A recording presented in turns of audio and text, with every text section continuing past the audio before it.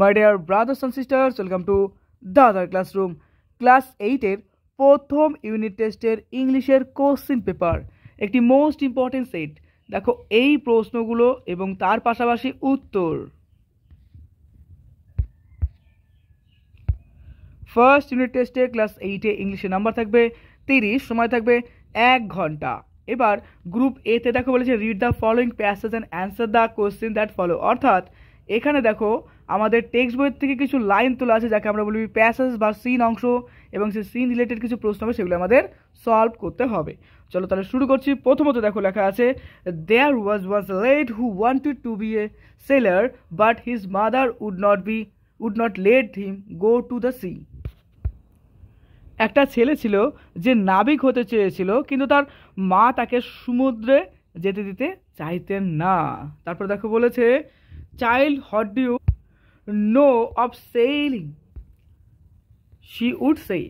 তার মা তাকে বলছে যে তুমি খোকা বা তুমি নৌকা চালানোর কি জানো। ইউর এ ফার্মার সন, তুমি হলো একটা কৃষকের ছেলে। You know the turn of season and the smell of the soil but you do not know the sea. তার মা তাকে বলছে দেখো তুমি একজন হচ্ছে কৃষকের ছেলে, তুমি জানো ঋতুর গন্ধ, তুমি জানো মাটির সেই সোদা সোদা গন্ধ, তুমি জানো চাষের গন্ধ, তুমি জানো চাষ সম্পর্কে, তুমি সমুদ্রের কি জানো। অর্থাৎ তার মা কিন্তু তাকে এই কথাগুলো বলছিল। Now the boy whose name was John, এখন সেই ছেলেটার কথা বলেছে যার নাম হচ্ছে John, had always obeyed his mother, যে তার মাকে সবসময় মেনে চলতো। So he went about his farm work with a heavy heart but did not again mention the sea. তার হৃদয়টা কেমন যেন ভারী হয়ে গেল। অর্থাৎ ওই যে বাচ্চা ছেলেটা, তার হৃদয়টা কেমন যেন ভারী হয়ে গেল। সে কী করলো, তার দেখো এখানে ফার্ম বলতে খামার, যেখানে কৃষিকাজ করা হচ্ছে, বলছে যে তাদের খামারে চলে গেল এবং সে খামারের কাজ করা শুরু করলো। এরপরে সে সমুদ্রের কথা কিন্তু আর ভাবা শুরু করলো না। One day he had been walking behind the plough, মানে একদিনকার কী হয়েছিল, সে একটি লাঙলের পেছনে হাঁটছিল। অর্থাৎ জমিটা চাষ হচ্ছিল। জমি কী দিয়ে চাষ হচ্ছিল? লাঙল দিয়ে। তারপরে বলেছে দেখো he all but ran over the tiny green turtle on a clod of dirt. এখানে কি বলেছে যে সে যখন হাঁটছিল চাষ করতে করতে একটা মাটির স্তূপের মধ্যে একটি সবুজ কচ্ছপ কিন্তু সে দেখতে পেলো, যে সেটা ছুটছে, যে সে দেখতে পেলো সবুজ কালারের একটা কচ্ছপ। তারপরে দেখো টার্টেল বলতে কচ্ছপ। He pick the turtle up, তারপরে কী করলো, সেই কচ্ছপটাকে সে কী করলো, উঠালো অর্থাৎ তুললো। দেখো এখানে বলছে he pick the turtle up and set it on his head where he know it would be safe. সে তার মাথাতে উঠালো এবং কী ভাবলো যে মাথায় রেখে দিলে পারে সেই টার্টেল কচ্ছপটা সুরক্ষিত থাকবে। When he was done with, তারপরে কি বলেছে দেখো the ploughing John plug the turtle. যখন প্রায় কি হলো বলো তো, চাষ প্রায় শেষ হয়ে গেল, তখন জন কি করলো দেখো কচ্ছপটিকে টেনে নিয়ে গেল। তখন চাষ প্রায় শেষ। পরীক্ষার টাইম। এখন কিন্তু আমাদের প্রশ্ন নিয়ে শুধুমাত্র অ্যানালাইসিস হবে। দেখো প্রথমত আছে ঠিক দ্য কারেক্ট অল্টারনেটিভ, অর্থাৎ এর মধ্যে যেটা সঠিক সেটা আমাদের লিখতে হবে। দেখো এখানে প্রথমে বলছে why did John's mother not want him to become a sailor. জনের মা কেন তাকে কি বলেছে, যে জন এর মা তাকে নাবিক হতে দিতে চাননি। দেখো এটা হচ্ছে প্রশ্নের বাংলা মানে। প্রথমত দেখো বলছে যে she wanted him to take care of the farm, এখানে তার মানে হচ্ছে কি যে তিনি চেয়েছিলেন যে সে খামারে দেখাশোনা করুক, এটা কিন্তু না। তারপরে দেখো she thought sailing was a dangerous profession, তিনি মনে করতেন যে নৌকা চালানো একটি বিপজ্জনক কাজ, এটাও কিন্তু না। তারপরে দেখো she did not think he knew enough about sailing, তিনি মনে করতেন না যে জন নৌকা চালানো সম্পর্কে যথেষ্ট জানে। দেখো এখানে কিন্তু জন নৌকা সম্পর্কে ভালো জানতো না, অর্থাৎ তার মা ভাবতো কি যে জন নৌকা চালানো সম্পর্কে ভালো জানতো না, তাই সে নাবিক হয়ে কী করবে। তার মানে option number C is the correct. এটার বাংলা মানে কিন্তু এটা হচ্ছে, বুঝতে পারো তো, তার মানে অপশন নাম্বার সি হলো রাইট। নেক্সট চলে আসছে দেখো 2 নম্বরে what did John do with the tiny green turtle he found. বলছে যে জন ওই যে ছোট্ট সবুজ কচ্ছপটি পেয়েছিল তা দিয়ে কি করেছিল। প্রথমত হি থ্রিউ ইট অ্যাওয়ে, সে এটাকে কি বলেছিল, ছুঁড়ে ফেলে দিয়েছিল, এটা কিন্তু না। দেখো এই যে প্রশ্নটা এটা কিন্তু করেছিল না, তাহলে এটা হবে না। তারপরে দেখো বলেছে দেখো B number he set it on his head, সে এটি তার মাথায় রেখেছিল, এটা কিন্তু আমরা বলতে পারি যে সে তার মাথাতেই রেখেছিল, অর্থাৎ option number B is the correct. একদম প্রত্যেকটা প্রশ্ন মানে বুঝছি এবং অ্যান্সার করছি। তারপর দেখো complete the following sentence with information from the text, অর্থাৎ এই যে প্রশ্নগুলো রয়েছে তুমি খেয়াল করবে এখানে এই যে প্রশ্নগুলো রয়েছে এই যে এই অংশটাতে এখানে কিন্তু একটা শূন্যস্থান রয়েছে, এই শূন্যস্থানটা আমাদের কী করতে হবে, টেক্সটটা পড়ে ওখান থেকে এনে এখানে কমপ্লিট করতে হবে। ক্লিয়ার তো? ক্লিয়ার তো একদম? তো দেখো প্রথমত আছে John mother would not let him go to the sea because, দেখো জনের মা তাকে সমুদ্রে যেতে দিতে চায়নি। কারণটা কি?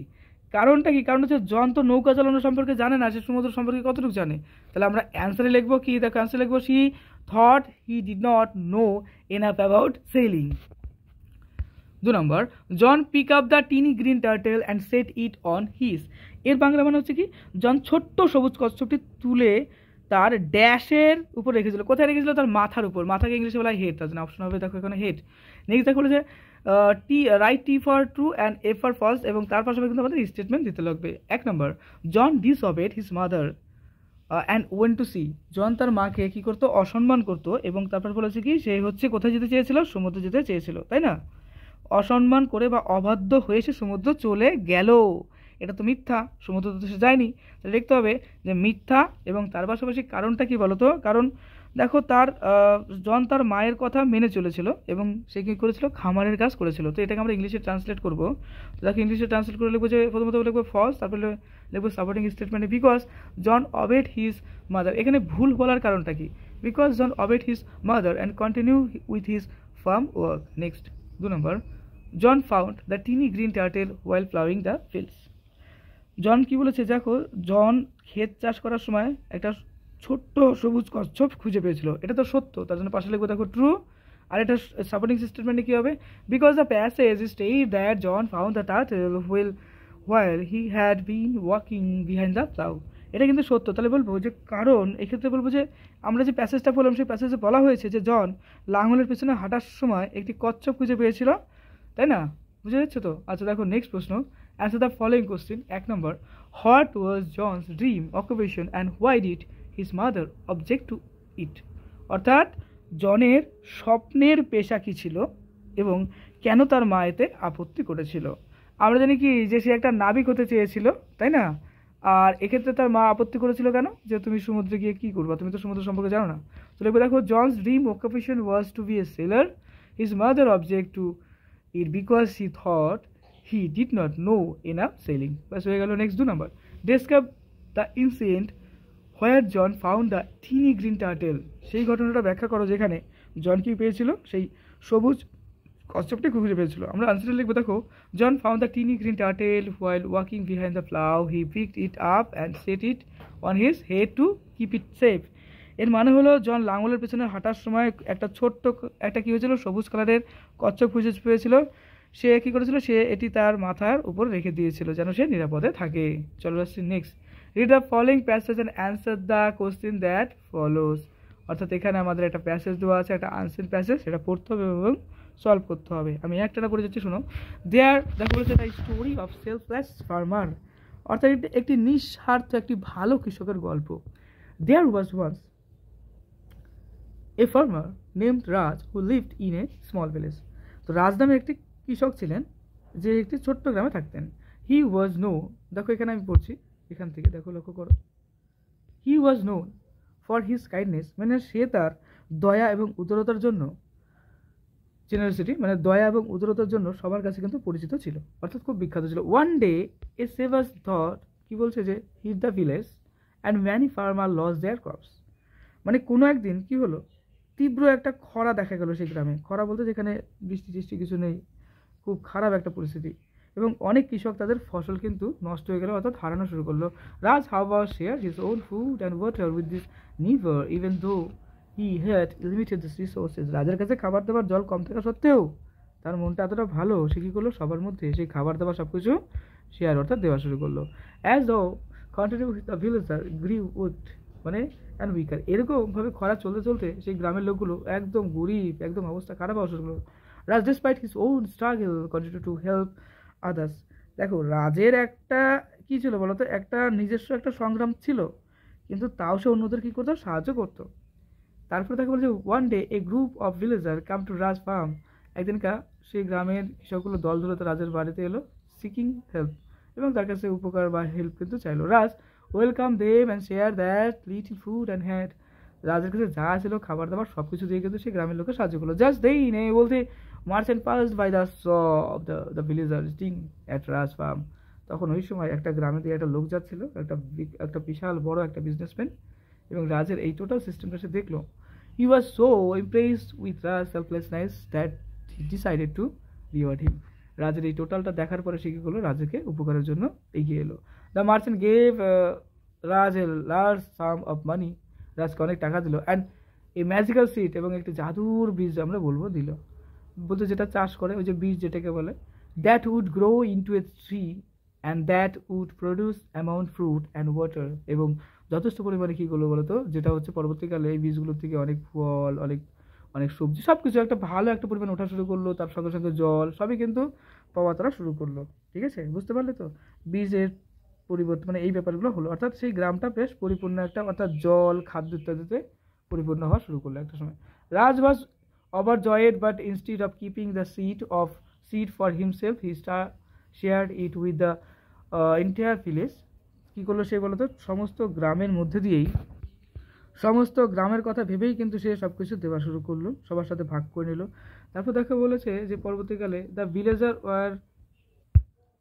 Villager were forever grateful to Raj and the village prospered once again. গ্রামের সমস্ত লোকই রাজের উপর কিন্তু খুব খুশি ছিল এবং গ্রামটা আবার আগের মতো গ্রো করা শুরু করলো। প্রথম প্রশ্ন দেখো, এবার প্রশ্ন পর্ব শুরু করছি। Take the correct alternative. What was the problem that the village faced? গ্রামে কি প্রবলেম হয়েছিল? আমরা একটু আগে বললাম যে গ্রামে খরা হয়েছিল। দেখো এখানে খরার ইংলিশ মানে হচ্ছে ড্রট, তো এখানে option number B is the correct. চলে আসছে দেখো নেক্সট প্রশ্নতে, how did Raj help his neighbour during the drought? মানে রাস্তার যে গ্রামের লোকগুলো ছিল তাকে তার কীভাবে উপকার করেছিল? আমরা জানি যে রাজ কী করেছিল, তাদেরকে খাবার দিচ্ছিল, তাই না, তারপরে জল দিচ্ছিল, এইভাবে কিন্তু তাদের মানুষগুলোকে হেল্প করেছিল। অর্থাৎ অপশন নাম্বার বি দেখো বলেছে he shared his own food and water them. চলে আসছে নেক্সট প্রশ্নতে, complete the following sentence with information from the text. Raj was known for his, Raj কিসের জন্য বিখ্যাত ছিল? রাজ কিন্তু তার কি বলবো যে কাইন্ডনেস এবং জেনারসিটির জন্য বিখ্যাত ছিল। তারপর দেখো 2 নম্বর, the magical seed given by the merchant grew into a tree that produce. মানে এই যে দেখো একটা বিজনেসম্যান অর্থাৎ একটা ব্যবসায়ী কী করেছিল, সেই গ্রামে এসেছিল এবং সে জাদুকারী বীজ দিয়েছিল, জাদুকারী বীজ থেকে একটি গাছ বেড়ে উঠেছিল এবং সেক্ষেত্রে কী কী উৎপাদিত হয়েছিল? তো আমরা এক্ষেত্রে জানি যে কী কী হয়েছিল, অ্যাবাউন্ডেন্ট ফ্রুট অ্যান্ড ওয়াটার, অর্থাৎ ভালো ফল এবং তার পাশাপাশি জল। রাইট টি ফর ট্রু এবং এ ফর ফলস। দেখো সত্য মিথ্যা করতে হবে এবং সাপোর্টিভ সেন্টেন্স দিতে হবে। প্রথমত, Raj kept the magical seed for himself. Raj নিজের জন্যই কি সে ম্যাজিক্যাল সিডটা রেখে দিয়েছিল? না, এটা মিথ্যা, সে সবাইকে দিয়েছিল। তার জন্য লিখবো ফলস।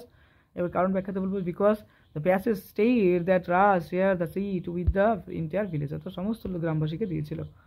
এরপর দেখো অ্যান্সার দ্য ফলোইং কোশ্চিন। এখানে প্রথম প্রশ্ন আছে what was the result of Raj selfless act? মানে এই যে রাজের যে নিঃস্বার্থ কাজের ফলাফল কী হয়েছিল? আমরা জানি যে গ্রামটি আরও সমৃদ্ধ হয়েছিল, লিখবো the village prospered once again. Next 2 নম্বর, what did the villager feel toward Raj? রাজের সম্পর্কে গ্রামবাসী কী ভাবতো?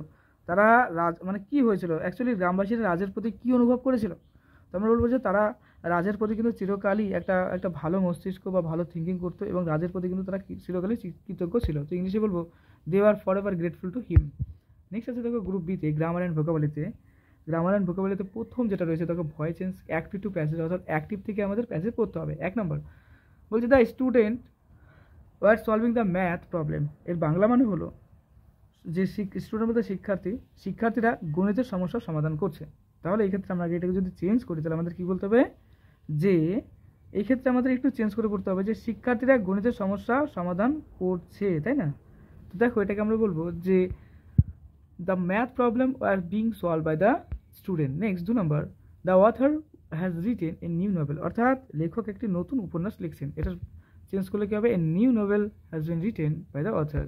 Next fill in the blank with appropriate modals given in the list below, অর্থাৎ আমাদের অ্যাপ্রোপ্রিয়েট মডেল দিয়ে এই যে শূন্যস্থানগুলো আছে পূরণ করতে হবে। প্রথম আছে দেখো we dash help the poor and the needy. এক্ষেত্রে আমরা হেল্প করছি কি বলতো, গরিব এবং প্রয়োজনীয়দের জন্য। তো এক্ষেত্রে কী হয়, শুড বসে, কী বলবে, শুড। দেখো অপশনে আছে শুড। নেক্সট দেখো 2 নম্বর, গড ব্লেস ইউ। দেখো গড ব্লেস ইউ ব্যাপারটা আমরা কিন্তু বলবো যে মে ব্যাপারটা বলবো, অর্থাৎ মে গড ব্লেস ইউ। অপশনে কী হবে, মে হবে। নেক্সট 3 নম্বর, you dash hurry up or you will be late. দেখো তোমাকে এখানে বলছে কি you dash hurry up or you will be late, এখানে মাস্ট বসবে, তাহলে you must hurry up or you will be late.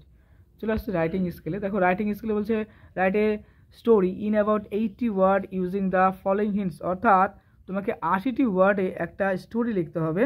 আর এই ক্ষেত্রে তুমি কি করবে, নিচে দেখো কিছুটা হিন্টস দেওয়া আছে, সেই হিন্টসটা তুমি হেল্প নিতে পারো, অর্থাৎ এই হিন্টসের উপর বেস করে তুমি একটা স্টোরি লিখবে। তো প্রথমে দেখো আমাদের স্টোরিতে আছে কি, সেই হিন্টসটা কি আছে দেখো, বলেছে যে two friends passing through a forest bear become one friend climb a tree, the other friend could not climb the tree, helpless lay down like a dead man, bear come near the man, thought he was dead, one to away। এর বাংলা মানে হলো, দুই বন্ধু একটি বনের মধ্যে দিয়ে যাচ্ছিল, একটি ভালুক এসেছিল, এক বন্ধু গাছে উঠে পড়লো, অন্য বন্ধু গাছে উঠতে পারেনি, অসহায় মৃত মানুষের মতো সে কী করলো, সেই বন্ধুটা শুয়েছিল, ভালুক লোকটির কাছে এসেছিল এবং সেক্ষেত্রে ভেবেছিল সে মারা গেছে এবং চলে গেছে। এই হচ্ছে টোটাল আমাদের হিন্টস। এবার আমরা অ্যান্সার করবো। দেখো অ্যাজ টু ফ্রেন্ডস, এখানে আমরা দুটো বন্ধুর নাম করে দিলাম, যে দুটো বন্ধু ছিল, একজনের নাম কি রাম, একজনের নাম রোহিত, একজনের নাম রাম এবং রোহিত নামে দুটো বন্ধু ছিল।